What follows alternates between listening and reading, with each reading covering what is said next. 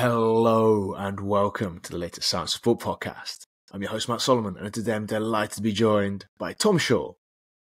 So Tom has most recently worked as a performance nutritionist at Sparta Prague, and that makes him the perfect person today to discuss how you can fuel your matchday performance using optimum nutrition strategies. So without further ado, it's time to welcome Tom onto the show. So Tom, welcome to the Science of Sport podcast. It's a pleasure to have you here. Thanks, Matt. It's great to be here. Thanks for the invite. Thank you for joining us. So can you give us a quick introduction as to who you are and what you've been up to until now? Yeah, so I'm Tom. I'm a performance nutritionist. I graduated from Liverpool John Moores with a master's in sport nutrition. And most recently, I've been working as the performance nutritionist at Sparta Prague. And before that, I was with Wakefield Trinity in the Super League and also working in European Tour golf. Nice, diverse little background there as well. It's not just one thing, not just footballers and eating bananas. It's like, yeah, what I suppose. But before we get into the fun stuff of like all of the intricacies of fueling for performance, like how do you fuel for golf? Because that's just a big walk in the park, right? Golf is actually quite a surprising one because it lasts for a long time, as you know, and it still requires a fair bit of fuel in order to maintain blood sugar levels. And that's the main focus, just to make sure that the players have enough fuel to make good decisions, to maintain their technical performance. So that was a really nice challenge. I enjoyed that. Excellent. Right. So we're going to switch back to football a little bit now, because I think, when we're talking about fueling for performance, there's a lot more to discuss for a football team. Before we get into like how to do that and all of the practical stuff, why do we need to fuel for performance? Why is this important? Well, by fueling, we're talking about carbohydrate, and carbohydrate is the predominant fuel source for footballers. And we know that carbohydrate stores in the body reduce significantly by the end of the match, and they then need to recover those. So to do that over the course of a season, that's quite a big challenge, but it's really important to maintain performance, particularly during high intensity bursts. And what happens if you don't do that? So what are the negative consequences of not fueling properly? If the players don't fuel properly, their number of sprints will reduce, their high intensity meters will reduce, they're more likely to get injured, and their decision making will also be compromised. So all of those together is something that we want to avoid. Sounds like a pretty disastrous afternoon at the office if you're getting hit all of those. And I suppose that it's the same thing for recovery, right? So I think a lot of people will focus on the performance side of it on the front end, and they'll be like, right, okay, I need to get my carbs in, like how, and we'll discuss how to do that later, but going to get the carbs in, and that's really important. And then afterwards, it'll be like beers. So what's the importance of the recovery piece of that puzzle as well? Because the front end, I think a lot of people understand, but then the back end, potentially less. Yeah, recovery is absolutely vital, particularly in congested fixture schedules, and also if you want to return back to your baseline before the next training session. So yeah, it's hitting those key cornerstones of refueling, repair, and rehydration, just to make sure that the guys, get back to their best as soon as possible, really. And when it comes to doing that, obviously we've got two different parts now, the pre and the post. But what are the macronutrients involved? You mentioned carbohydrates. Are there other important factors that we need to be considering there? Yeah, so carbohydrate is the main one we're talking about when it comes to fuel. Of course, fat provides some fuel during the match, but mainly we're talking about carbohydrates. And then when it comes to protein, we can also tweak that slightly to increase the amount of room that we have for carbohydrates, but protein comes a little bit after the match mainly. That's where the focus is for that. And how much of those macronutrients do players need to be taking on board? Because I think it's easy to say, yeah, carbohydrates, we need to eat loads of sugary stuff or loads of like starchy products. But what specifically do the players need to be then consuming in terms of like macronutrients? Well, in terms of carbohydrate, it's a lot. So we're looking at 6 to 8 grams per kilo of body mass. So for the average 80 kilogram player, we're looking at near enough 500 grams of carbohydrate, which is a hell of a lot to eat, as you can imagine, on the day before the game, also day of the game, and coincidentally the day after the game. That's often a day that is neglected in terms of recovery. And then in terms of protein, generally speaking, we're looking at somewhere in the range of 1.6 to 2 grams per kilo, although we might reduce that a little bit in the lead up to a game, just to ensure that the guys have an appetite for carbohydrates. Fat, generally around 1 gram per kilo. But again, like protein, we would reduce that before the game. And when you're talking about 500 grams of carbs, what does that look like? Because, I mean, I've got an idea of like just this huge bag of pasta that you got to kind of smash through every day. But what does 500 grams of carbohydrates look like in terms of food? 500 grams of carbohydrates, that would look something like 12 jacket potatoes, which is a hell of a lot of jacket potato. So Right, okay. It's a big challenge, but we try and vary the food sources and also the drink sources for the guys as well, just to make it a little bit more appealing and a little bit more manageable for them. And you kind of alluded to it, the manageability of it. Like, so what are the barriers to achieving those kind of numbers? Because yeah, I don't want to eat 12 jack. I love food, mate, but 12 jacket potatoes is a lot. Like, I'm not smashing that, if I'm honest. So what are people then coming up against when it comes to getting all that fuel in? I think there's a lot of factors, to be honest. I mean, one of them is an education piece. A lot of players simply don't know that they have to eat that much carbohydrate around matches in order to perform and recover effectively. There's also some contextual or sport-related factors, such as a worry about putting on body fat. There's also the issue of volume. Like you mentioned, it's a hell of a lot of food. And so simply trying to take all that in, that can be quite a challenge in terms of feeling light and tight. And when the players play, they want to feel quick, they want to feel light. So that's also a challenge as well. And then after the game, you've also got to think about how much caffeine they've had and how little sleep they're getting. And there's also a suppression in appetite as well. So those things can make the act of eating quite a challenge. So those are some of the common barriers that we come up against. But they can be worked around, that's for sure. And can you talk us through some of those workarounds then? So, yeah, I mean, like I love caffeine. That's great. And Me it too. keeps me, yeah. So as staff members, it's essential. But like, let's say that an athlete is then like, I don't know, a couple of coffees or espressos or whatever, and they're buzzing from the game. Like, you can't really eat immediately afterwards. It's difficult, and especially if you're getting like 3 jacket potatoes shoved under your nose. Like, how do you start to like bridge some of those gaps? The easiest way of doing that would be to be in a drink form. So as soon as the players have finished, I would be on the pitch or by the changing room handing out sports drinks or recovery beverages. And we're looking for a nice hit of carbohydrates. And also, where possible, to include some protein, because we know that that can help to increase the amount of glycogen that's stored in the muscles after exercise.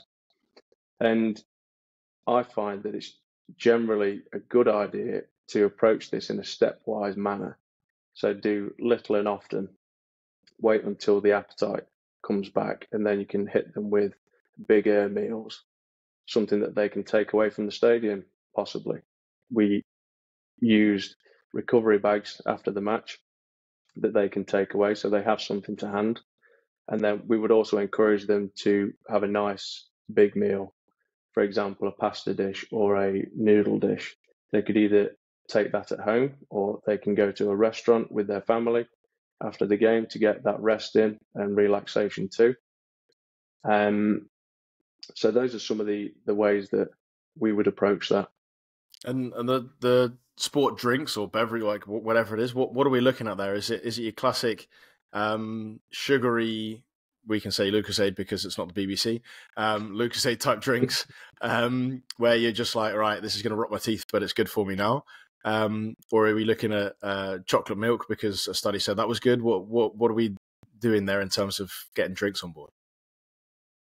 Either would be good. Chocolate milk is particularly good, and we find that to be quite popular among the players as well, because they see it as a little bit of a treat, but also it hits all of the bases as well. So you've got the fuel in there for refueling, you've got some protein in there for repair, you've also got some fluid in there for rehydration, and various other micronutrients, electrolytes that the players will have lost and need to replenish after the game. But a sports drink would do as well. Some guys prefer to have fruit juices after the game. We might also do a carbohydrate electrolyte solution that you can buy from various companies. So any of those would be a really good start to kickstart that recovery process. And do these things change based on like sweat levels, for example? So if you're playing in 30-degree heat compared to Stoke on a Tuesday night, like how does that affect the amount of fluids that people are going to take on, or the composition of those fluids? Of course, if you're sweating more during the matches, then you need to replace more of those fluids afterwards. And if it's particularly hot conditions, there's also an increased use of muscle glycogen as well. So that would mean that the recovery and refueling after the match becomes even more important. So that's when we start pushing fluids and fuel even more so. So yeah, that's definitely a big consideration, and one that many practitioners will be facing now and practicing for in the pre-season, where they're going away for training camps in hot weather.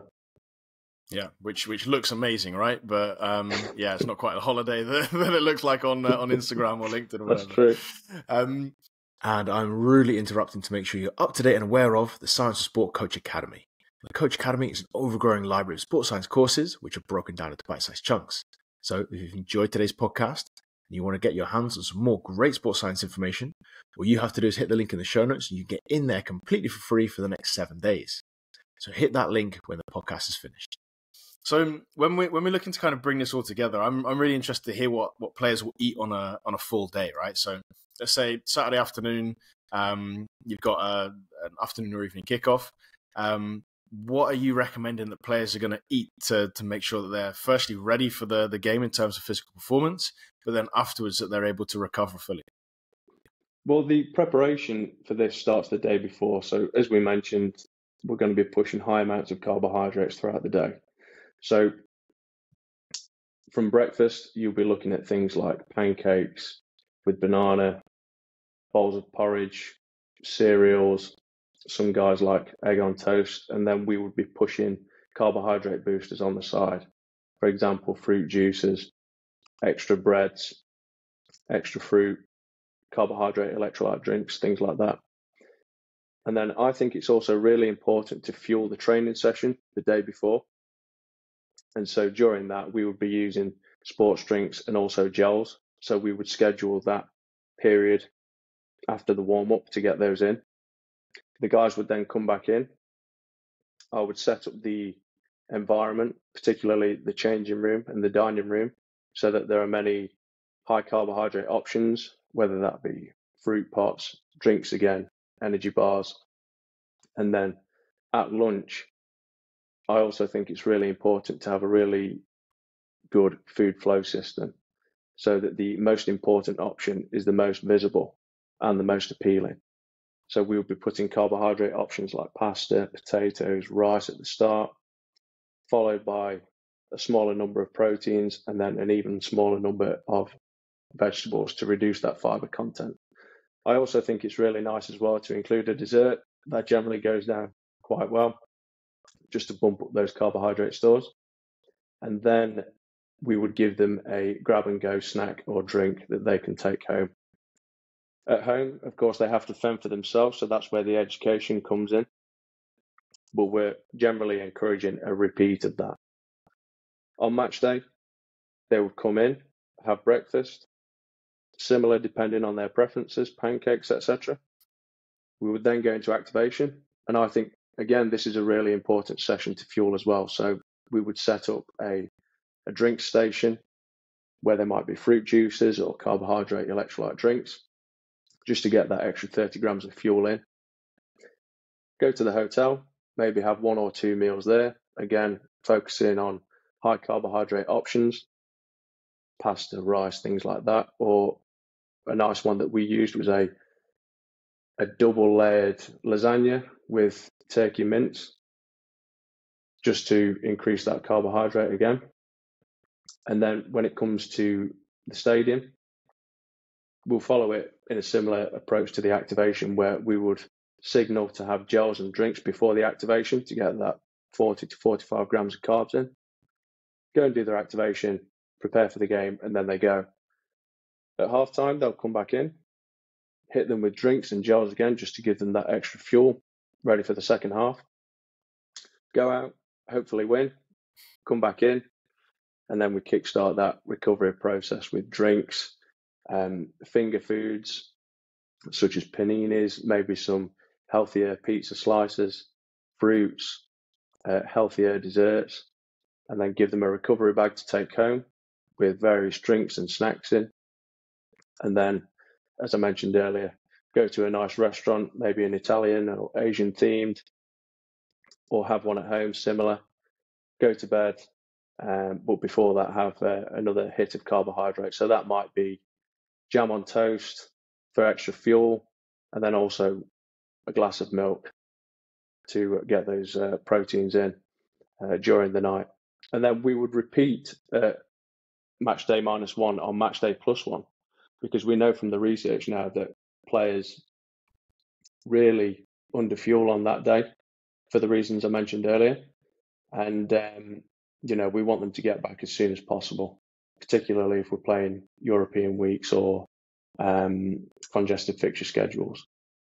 So it's that big 3-block window where we're looking at to hit them with lots and lots of carbs and fluids mainly.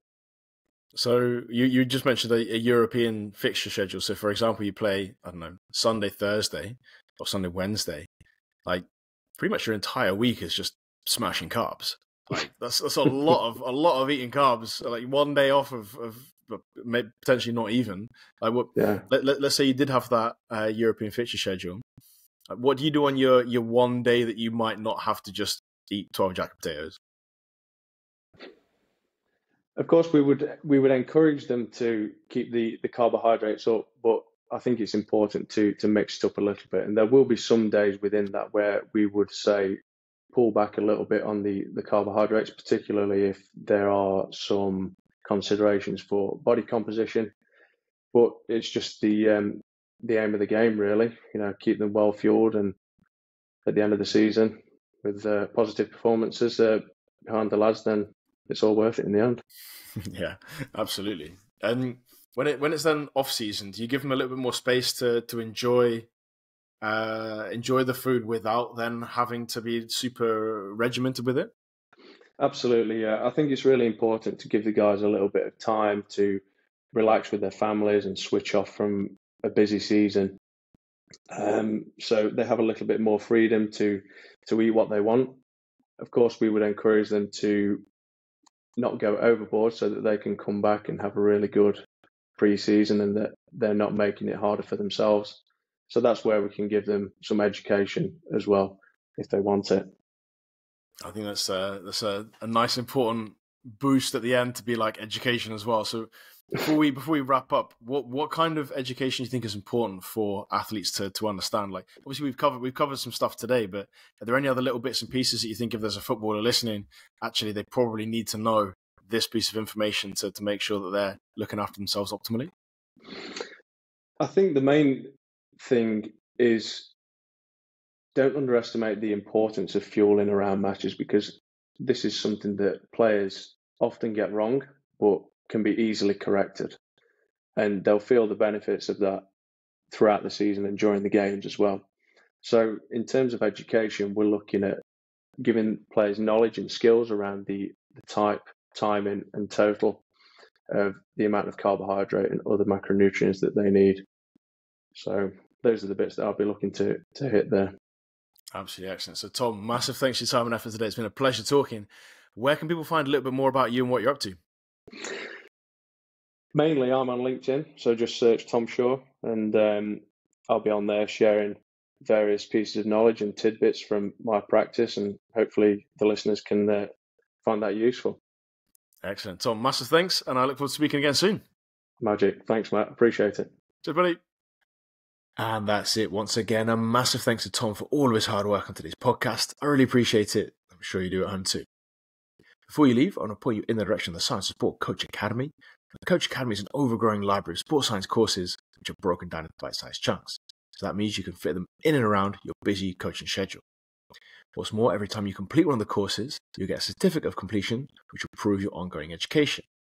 So, if you want to get in there completely for free, hit that link in just a few seconds' time, and you can get in there for free for the next 7 days. And of course, if you have enjoyed today's podcast, it'd be fantastic if you could recommend it to a coach, a colleague, an athlete, or a friend. That means that we can keep bringing the best possible guests and the best possible content. And that's it. Once again, a massive thanks from me. I'm Matt Solomon of Science of Sport, and I'll speak to you next week.